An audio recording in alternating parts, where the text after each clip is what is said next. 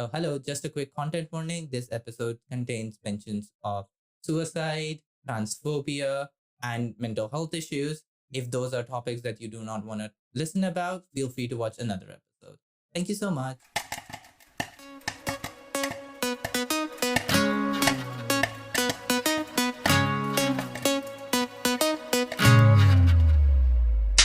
Hello, this is Taha. This is Anaina, This is Movie Masala. and we're here to yap at you about films we watched recently. And today we're doing something a bit different. We are presenting you with a list of the top 5 films each that you probably have not watched before. And we have evidence from everyone's favorite movie app, Letterboxd. Yeah. So all of these films have less than 100,000 viewers marked by Letterboxd, aside from one because I felt I wanted to make that exception. But the goal of this list is basically to present you with films that you probably have not watched before, to widen the types of film that you watch, and just also present you with films that we think are just underrated gems. The way this list works is we're going to start off with the film that most people probably have seen and work our way down to films which have probably the least amount of people that have watched them. Right. So I'm going to start this off, and I feel like as a film student, I'm at a higher advantage of watching unique films that no one has ever heard of or no one has ever watched of, because, we like to be artsy that way. But I'm very proud of the fact that not a single one of these films is taken from one of my film classes. Woo-hoo. But I'm going to start off with Hard Truths, which came out just recently and is directed by Mike Leigh. I picked this because I didn't think it would have as few views as it is. I did pick it thinking not many people have watched it, but I do think more people need to be watching this just because of how really and intimately it portrays the hardships of old age, and especially racialized old age, and especially of the kind of frustrations and burdens that fall upon a Black woman who's lived and worked in the UK for ages and ages and had to take upon the burden of her entire family for so long. And the film starts out with you being so horribly uncomfortable at how vicious this woman, the main lady in this film, Pansy, is to just everyone around. And it's funny, you laugh at her outbursts and her rants and her constant nagging of everyone around her. But then slowly that laughter starts to kind of go away from humor and mirth to like an uncomfortable, deeply unsettling laughter as you try to figure out what's wrong, or as you figure out what this woman has been through. But yeah, I definitely think Hard Truths should be watched by way more people than it is. Amazing. Moving on with my first pick, and this is where I did cheat a bit, as this film that has 145,000 on Letterboxd, but it's such a beautiful day. This is perhaps one of my favorite animated films of all times. It's written and directed by Don Hertzfeldt. It's part of like this trilogy that of animated short films he did. It's not really a short film. It is 62 minutes, but it is purely the story of this one stick figure person who you can only tell apart from every other character in the film because he is wearing a small little hat. There is very little visuals in this film. It is just a dialogue running through alongside visuals. Most of the screen is vignetted, but just the ability of Don Hertzfeldt to make you empathize with this character, to make you genuinely feel moved by such small actions. And it's inherently, I don't want to give it away, but it's a story of someone struggling with basically a mental health condition.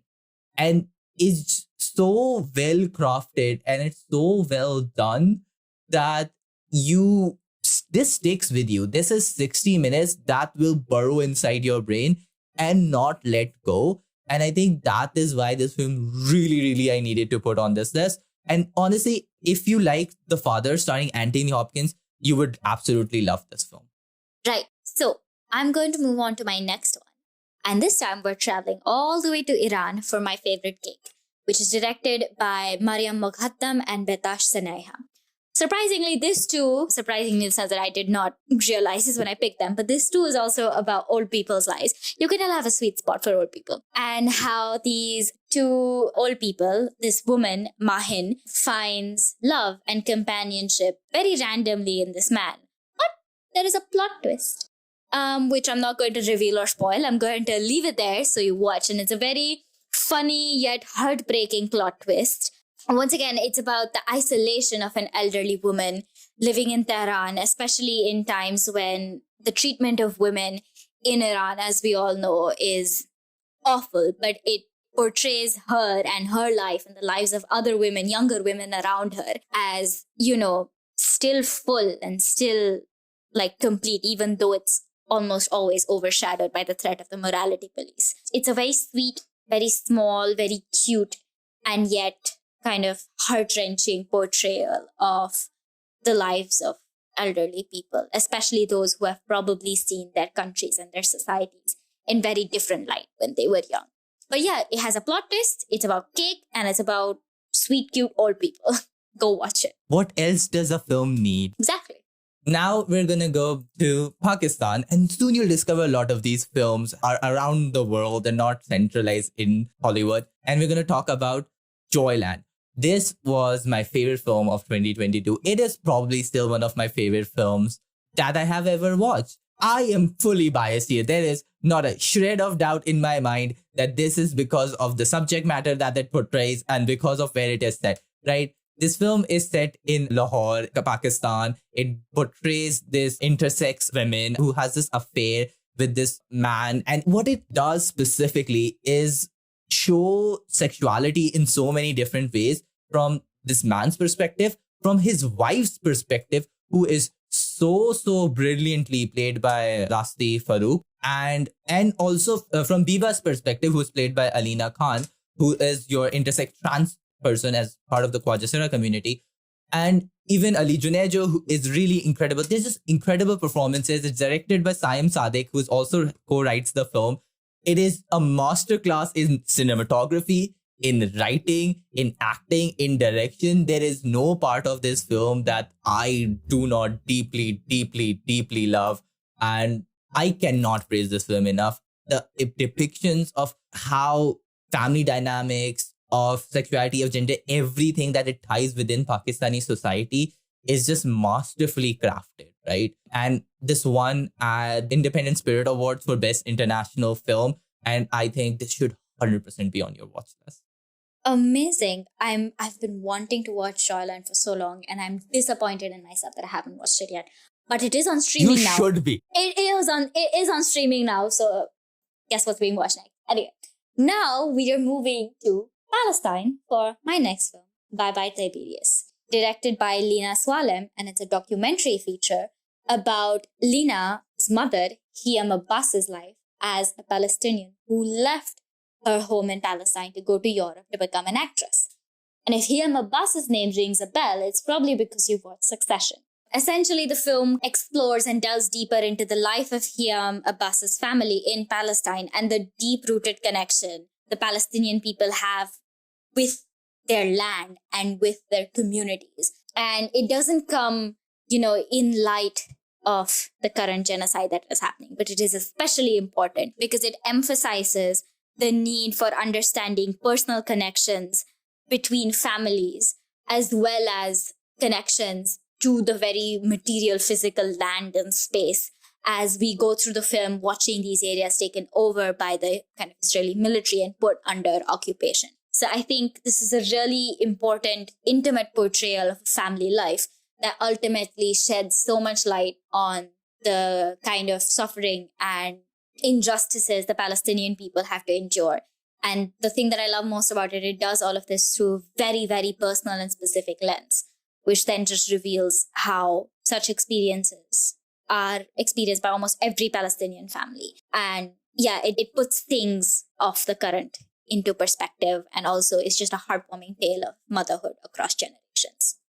That's incredible. Also, I didn't know that this was the same person from Succession. That just makes me want to watch it by itself. Yeah, I didn't know either, but it was great seeing her. Yeah, exactly. Okay. Now we're gonna go back to Hollywood, and I'm gonna do an action film, which I feel this list lacks, and I'm gonna do Copshop. When I first heard about this film, I saw a trailer. It looked like the most stereotypical Gerard Butler film, and I was like, I have nothing else to watch, so might as well.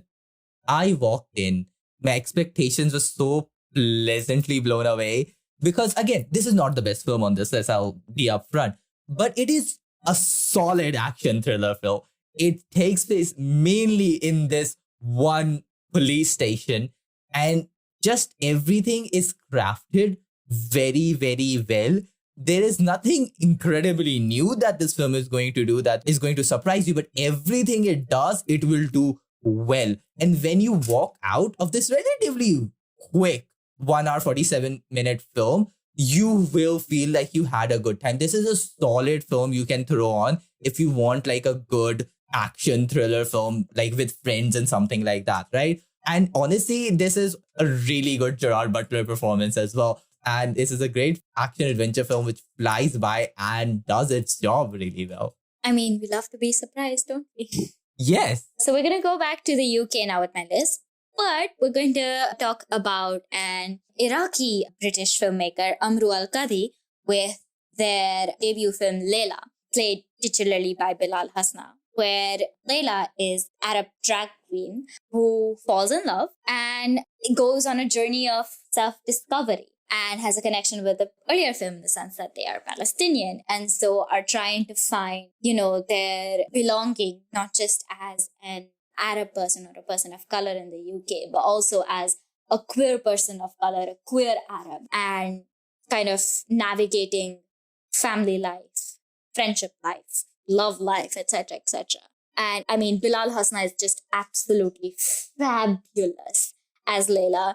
And I mean, their performances as the drag queen Layla make me want to just I don't know, watch them forever and ever and ever on loop. And it's shot gorgeously, looks so beautiful. And every single person and character in this film feels real, feels nuanced, and just feels like, someone you want to have a conversation with, someone who's so outrageously queer and bold that you're like, yeah, I'd want to be your friend, but you're too cool. And I just think everyone should watch this film if they want a pick-me-up, no matter who you are. Sold. That description just absolutely sold me here. I'm literally putting this on my list right now. Amazing. Okay, now I'm gonna head back to Pakistan again and talk about Kamli, which is directed by Sarmat Khosan and written by Fatima Sattar. I watched this film when I was back home in 2022. And I am so happy that I did because I don't think I would have discovered this otherwise. Like a quick guide to if you want to know if a contemporary Pakistani film is going to be decent enough. Does it have Nimra Butcher? If that is thick, then see if it has Sania Saeed. You probably are going to watch a half decent Pakistani film right there. Just those two people, they'll make it worth for you. And this film is absolutely made worth. And that is also because Sama Kamar is incredible in this film as well, right? The acting is amazing in this film. It's about loss, it's about love, and the end twist and how it just sticks with you. And I'll be honest, you can fully see the twist coming, and yet the way it impacts you still feels it's allowing this very hard conversation and these very difficult emotions to come up to the surface and fully expose themselves. And it does so with such beautiful, gorgeous cinematography that elevates this ethereal nature that the film has throughout. And you're just left kind of shaken as the characters are by the end. And this became like one of my easy favorites for that year, and is a contemporary Pakistani film that you should fully watch. Incredible. Once again, I will forever be a Nimra Butcher stan. Everyone should. Right. So I'm going to move on to my last film, for which we're going to go to India. But I'm going to talk about Am Sirat, which has 182 logs on Letterboxd, to be precise. And nobody has watched this. No. And I definitely think more people need to be watching it because of how interestingly and uniquely, it portrays the life of a trans woman in Delhi. It's a documentary directed by Deepa Mehta and the main character, Sirat Taneja. And this is so because there are sections of this film that are filmed by Deepa Mehta's film crew interviewing Sirat. But a lot of this film also depends on Sirat's videos of herself, recording herself on her mobile phone, going through certain experiences, or just recording her daily life, and also posting Instagrams like reels of her doing lip sync videos and cute trends and outfit checks and etc. And I know a lot of people did not enjoy that, but I personally loved it because it shows Sirat's life. It shows who she is. And it never shies away from backing down to show either the hardships of her life or the fun, light moments of her life. And ultimately, I think it portrays transness as something that is intrinsic and has been to Indian society and Indian history and generally South Asian society and South Asian history for years and years and years. And I think it brings to the forefront how present and prominent trans people and especially trans women are in India, especially as those part of the Hijra community. And it explores nuances of the Hijra community as well. And so I definitely think people need to watch this, especially people in India, to learn more about our own queer history. And so, yeah, I think my last pick, and I think the one that everyone needs to be watching, and there better be more vlogs on Letterboxd after this. I swear to God. You heard them. You need to do this right now. Okay, now for my final film, which doesn't beat a 9-up, but still has under 500 views on Letterboxd, which is 3 Feet Ball and So. I feel someone recommended this film to me. I don't know how I watched it. I watched it on Amazon Prime. It is still there. It is directed and written by Yoshio Kato, and it's basically set in his garage, in his grandmother's garage, right? And it tackles a very difficult subject matter of online suicide clubs in Japan. This, again, has flaws, 100%. But what I think it does really, really well is show you why to live by people who are seeking death. Also, it has a gimmick that I absolutely adore, which are time loops. It is a time loop film. Very basically, it is a sci-fi film which is disguising the fact that it's really just exploration of characters, right? Which is something the best sci-fis do, right? And it sees these 4 titular people in this room who are going to basically blow themselves up, but slowly learn why they shouldn't, and trying to save one person, they each save each other turn by turn. And I think in the end, you do really have this appreciation for life in some very meaningful way. And I think that is such an achievement of this film. Again, you can easily watch it and you can easily make more Letterboxd reviews on this but now. So get on it, basically, is what I'm saying. Get on all of these films and get them way more views than they already have, because I swear to God, every single one of them is fantastic. Yes, 100%. And honestly, some of them might not be that easy to watch, but you'll figure it out. You know how to use the internet. Who cares if a film is easy to watch or not if it's good? Especially if we're telling it's good. Yeah, add it to your list. It'll come up eventually, right? But I hope you found this fun. I hope you found this insightful. Basically, we just wanted to share more films that I feel wouldn't necessarily come up otherwise. So those were our thoughts. Thank you for tuning in. This podcast is produced solely by us. Musical assets from Pixabay. See you again next time. Bye-bye.